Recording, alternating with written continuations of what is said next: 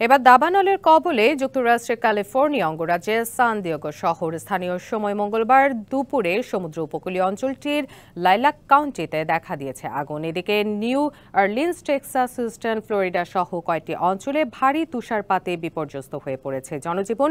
জরুরি প্রয়োজন ছাড়া সবাইকে ঘরে থাকার নির্দেশ দেওয়া হয়েছে।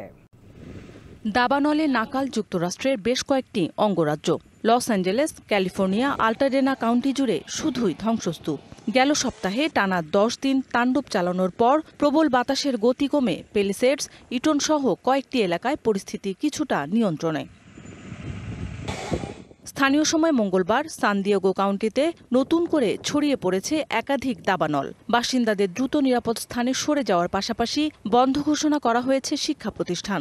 দুর্ঘটনার আশঙ্কায় বিচ্ছিন্ন করার নির্দেশ দেওয়া হয়েছে বিদ্যুৎ সরবরাহ। শুষ্ক আবহাওয়া বিরাজ করায় জারি করা হয়েছে উচ্চ সতর্কতা।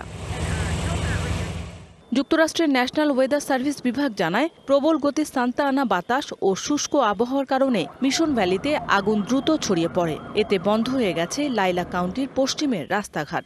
দাবানলে এরই মধ্যে পুড়ে গেছে কয়েকটি ভবন। দুর্ঘটনা এড়াতে সরিয়ে নেওয়া হয়েছে 3000 বাসিন্দাকে।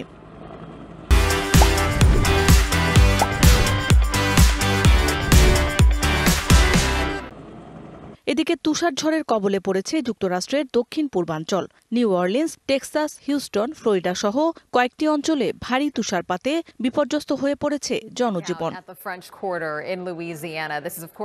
তুষারপাতে সড়ক পিচ্ছিল থাকায় দুর্ঘটনার কবলে পড়েছে আটলান্টার বেশ কিছু যানবাহন। তুষারঝড় আরও কয়েকদিন অব্যাহত থাকার পূর্বাভাস দিয়েছে আবহাওয়া অফিস। পাশাপাশি মিসিসিপি, জর্জিয়া ও ফ্লোরিডাতে তুষারঝড়ের পূর্বাভাস দেওয়া হয়েছে। জরুরি প্রয়োজন ছাড়া সবাইকে ঘরে থাকার নির্দেশ দেওয়া হয়েছে। মৌসুমী শান্তা, ডিবিসি নিউজ ডেস্ক।